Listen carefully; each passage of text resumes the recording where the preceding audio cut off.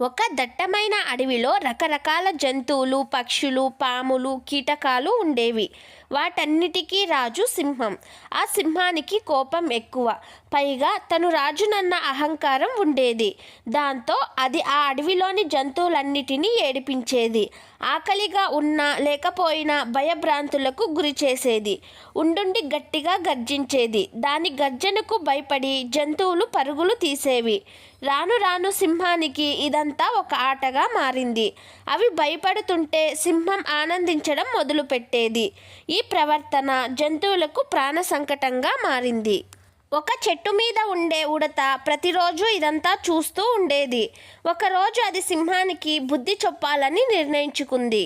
సింహం రాజా, నువ్వు చాలా బలిశాలివనే అహంకారం నీకు ఉంది. అందరూ భయపడతారేమో, కానీ నేను నిన్ను లెక్క చేయను. నువ్వు ఎంత బలవంతుడివైనా నన్ను మాత్రం పట్టుకోలేవు.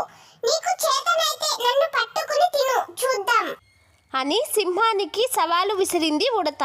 సింహానికి అరికాలి మంట తలకెక్కింది.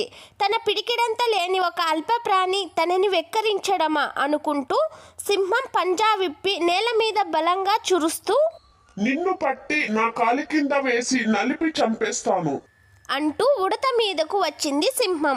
ఉడత ఇరుకుల దారిల నుంచి, ముళ్ళ కంపల మీదుగా, పాదుల మాట నుంచి పరుగులు తీయసాగింది. ఉడత పరిగెత్తినంత వేగంగా సింహం పరిగెత్తగలిగినా అది వెళ్ళే దారుల్లో మాత్రం వెళ్ళలేకపోయింది. ఉడత అలా గెంతుతూ గెంతుతూ చివరికి ఒక చెట్టెక్కింది. ఉడతను పట్టుకోవడానికి ముందుకు పరిగెత్తిన సింహం అదుపు తప్పి చెట్టును ఢీకొని కళ్ళు తిరిగి కింద పడింది. అంతేకాక ఉడతను వెంబడించడంలో తను వచ్చిన దారిని మర్చిపోయింది.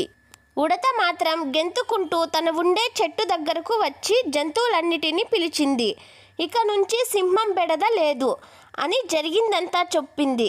సింహం బారి నుంచి తమను రక్షించినందుకు జంతువులన్నీ ఉడతను పొగడ్తలతో ముంచెత్తాయి. కండబలం కంటే బుద్ధిబలం గొప్పది అని ఉడత జంతువులకు వివరించింది.